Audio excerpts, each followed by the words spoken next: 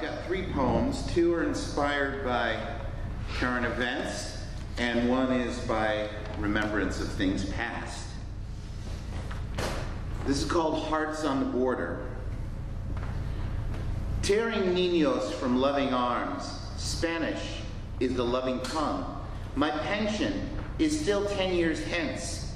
I perform the duties demanded of me by distant men, and will perform them for a decade more. At home, at night, my back aches, almost as much as the corazones of the madres at the border. My niños greet me. Their arms embrace me, then rip themselves from me and go back to their smartphones and Xbox. I sit alone in the kitchen, a sweaty Coors can in my meaty hand. The hearts at the border ache, the madres' wailing cries and the niños' glistening tears linger. But my corazon is numb. My heart is a cold, dead thing sitting in my chest, dutifully pushing blood through my veins, but no more alive than Dick Cheney's robot pump. My sister is a communist. She tells me I am like the guards at Auschwitz. But my sister's not going to pay my mortgage. Those guards, I'm sure they too had bills to pay. And here's the secret those guards and I share. The job is the job. The job gets easier the more you do the job.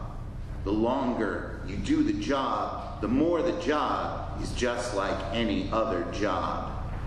And that makes everything easier.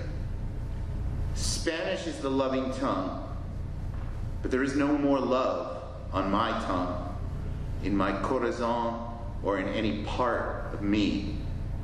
I no longer love my wife. I no longer love my kids. I no longer love my wife. But the job is the job. The job is all there is, and I will do the job. I have at least a decade more to go.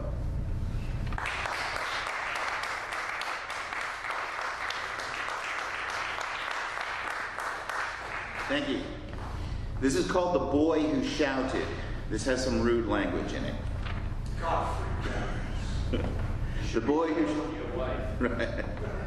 The boy who shouted.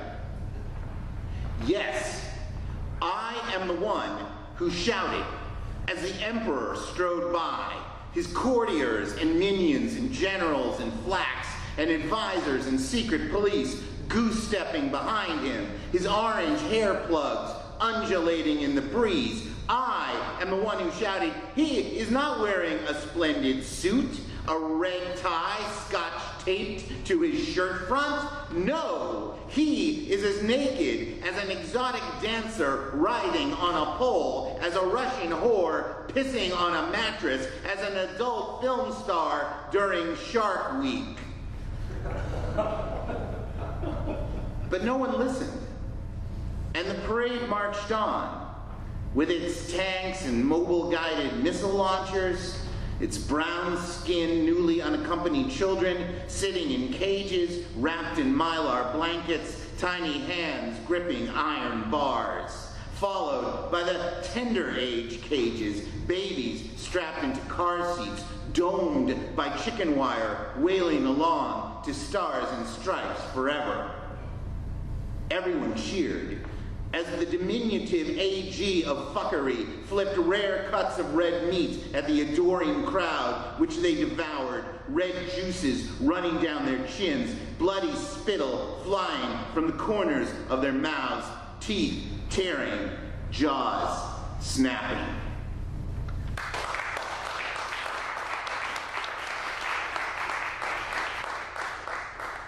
Thank you. Now for a change of pace, this is the one inspired by memories of things past. It's called The Goats of Misery. These are the bands I was in. Sparrowhawk, Poland's Angry Workers, Butcher Block's Country Punk Explosion, the Goats of Misery. The Goats of Misery was the most successful. This was in college. The name was a mistake, or a happy accident, depending on your point of view. There's a Pere Ubu song called Misery Goats. I got the names confused. Still, it was a good name for a band, we thought. The band was me on guitar, Bruce on vocals, Tom on bass. Tom was the only one with any musical ability. But after a few false starts, I learned to torture my guitar with a certain deliberate confidence that sounded like I knew what I was doing. The more accomplished bands hated us because we started to get the gigs they craved. We played house parties, dorm parties. We played the Octagon in front of the theater and dance building. We called it the Rocktagon. That was our best show. My guitar rang out in a feedback loop that stretched from my amp to Mars and back. I had that gig on tape, but the tape broke. Bruce and I were tight. Bruce drank too much. Bruce was a communist. We had beers with the Spartacists on more than one occasion. The Spartacists said they were Trotskyites, which was an idea that I liked. But I didn't think they were as smart as Trotsky. So I kept my distance. Bruce and I attempted 2 threesomes with the same woman, name withheld. In both cases, our drunken fumblings ended awkwardly and with disappointment. We were too self-conscious to succeed at threesomes, but it seemed like a rite of passage we should attempt. When I think about those occasions, I can still smell the beer and their hair and taste our conjoined flesh and the cigarette ash on intertwined and inebriated tongues. When Tom and I reconnected many years later, he told me that Bruce had committed suicide in 1998. Tom did not know why.